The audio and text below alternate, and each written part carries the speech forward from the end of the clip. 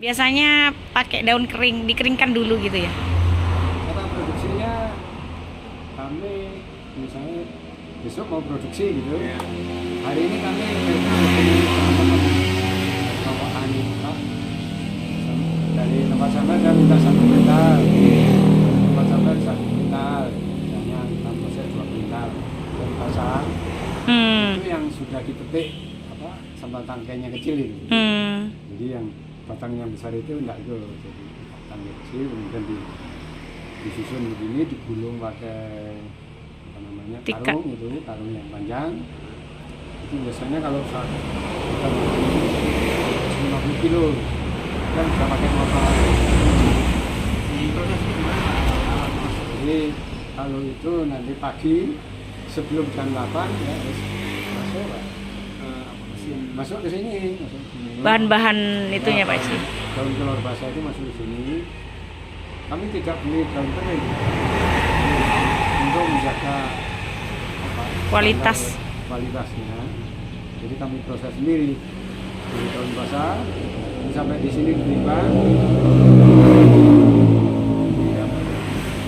Kecil gitu Pak. Ya. Ketebalannya maksimal 25 cm. Tidak boleh terlalu tinggi. Nanti panas. Ini kemudian dikipas kanan kiri dingin. Kemudian jam 8 nanti karyawan masuk itu yang diorotin. Jadi hanya daunnya saja, tangkai kecil atau tangkainya harus jadi mentah ya Pak? Iya mentah. Nah, setelah Tapi itu, nanti dicuci ya? setelah diorot nanti dicuci. Oh gitu ya? Setelah dicuci nanti ditiriskan di tempat penirisan supaya agak kering. Setelah itu baru masuk ke ruang oven.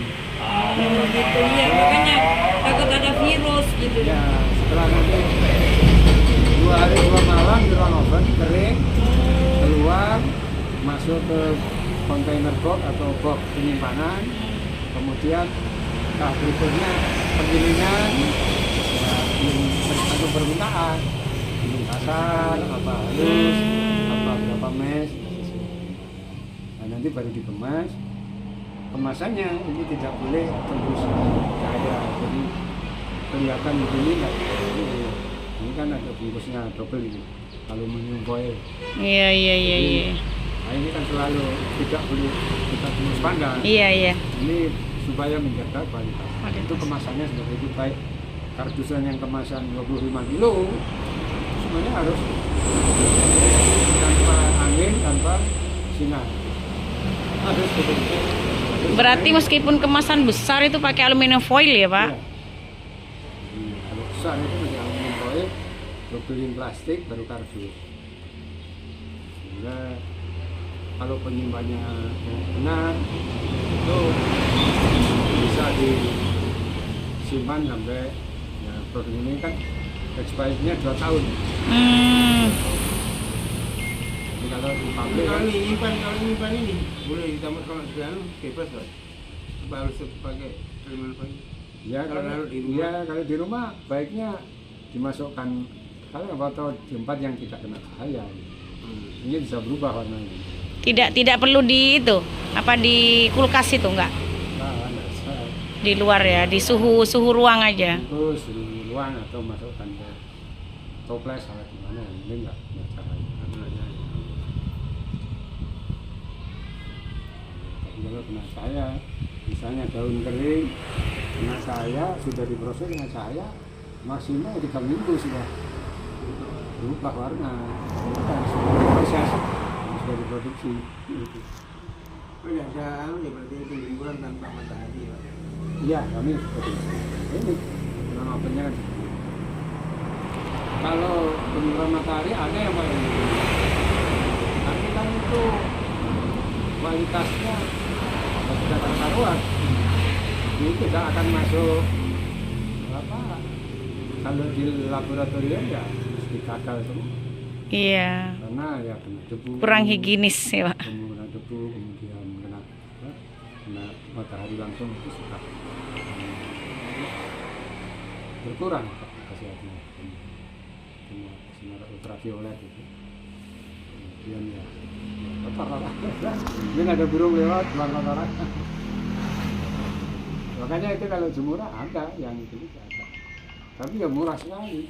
rugi kalau kita proses dengan SOP rugi.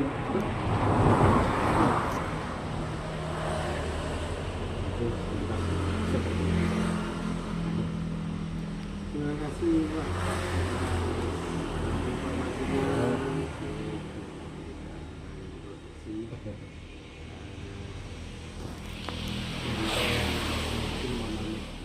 Oh gitu.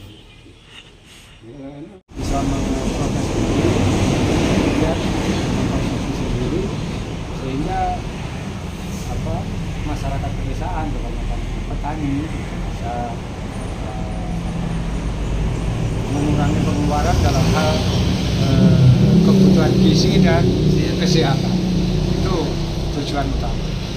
Yang kedua, kami ingin kedepannya Keller ini bisa punya prospek ekonomi yang baik, dan alhamdulillah sejak kami jalankan bisa diterima oleh masyarakat, dan juga kami juga didukung oleh pemerintah bahwa manfaat Keller ini terbukti sangat luar biasa.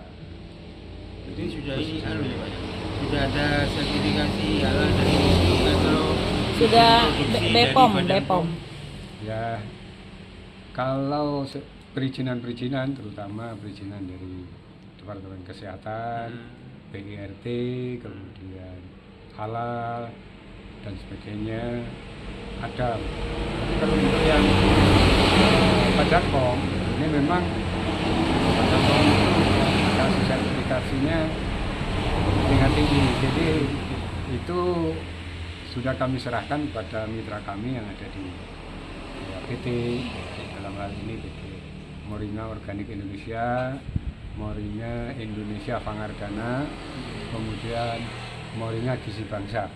sudah banyak Ya. relasinya. Di mana itu Pak? Daerah? Ada di Jawa Barat, Jawa Tengah 1, dan Jawa Timur 1. Jadi kami bermitra di setiap provinsi. Nah, mereka inilah yang kami sarankan untuk memproses Badan POM-nya. Dan kami hanya mendukung sebagai penyedia bahan baku atau bahan setengah jadi, tapi sesuai dengan standar operasional prosedur yang memang sudah ditentukan. Keller ini memang ya kami pribadi yang meneliti dan menemukan di Indonesia serta mensosialisasikan, jadi ya kami memang sarankan kepada teman-teman yang cukup lah gitu untuk membuat pabrik yang standar gitu. Sehingga kalau kami sendiri ya hanya mengelola produsen, khususnya petani-petani. Anggota kami adalah kelompok-kelompok petani desa untuk mensuplai bahan baku. Saat ini kami punya mitra 15 kelompok tani untuk di sekitar daerah sini. Kalaupun kurang, kami bisa ngambil ke seluruh wilayah Madura. Keller ini terbukti luar biasa karena manfaatnya dari mulai daun, bunga, biji itu bisa dimanfaatkan semua. Iya, buah dan bijinya. Nah, ini mempunyai manfaat ekonomi yang luar biasa. Sehingga kami bisa membuka lapangan kerja di bidang-bidang yang lain, turunan daripada Keller ini semua.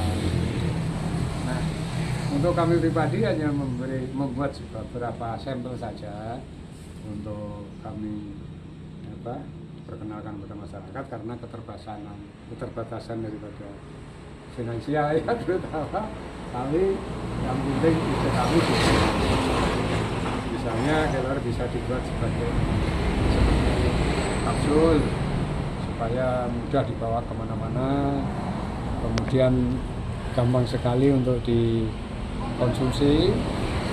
Itu dengan cara seperti kita bisa kita buat teh celup ya dengan berbagai rasa. Misalnya ini teh celup yang original, ini dicampur bunganya Keller, kemudian ada teh celup yang dicampur jahe, atau marica, maroni jahe, kemudian ada teh tubruk atau teh cor, ya.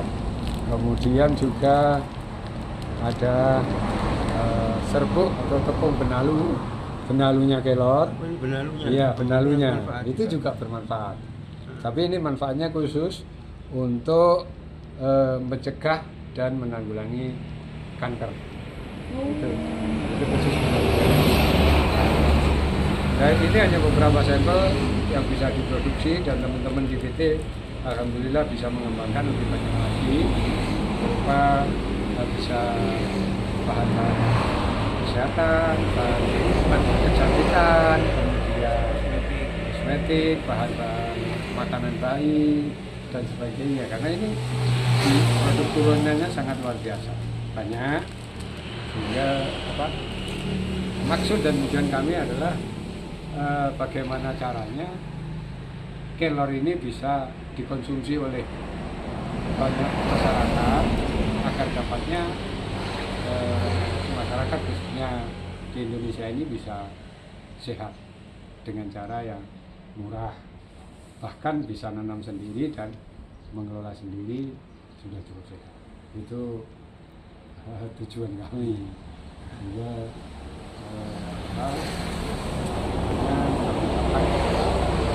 masyarakat usia pedesaan khususnya itu bisa memenuhi derajat kesehatannya dengan mudah dan murah. Manfaat utama itu untuk apa? Sistem kekebalan tubuh, Pak. Ya, manfaat utama daripada kelor adalah super nutrisi.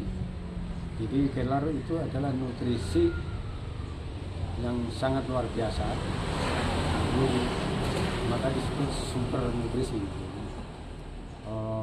Sebagai contoh, mengandung 100 kali lipat GABA, ya, gamma aminobutyric acid kandungan yang ada di beras merah. Itu 100 kalinya.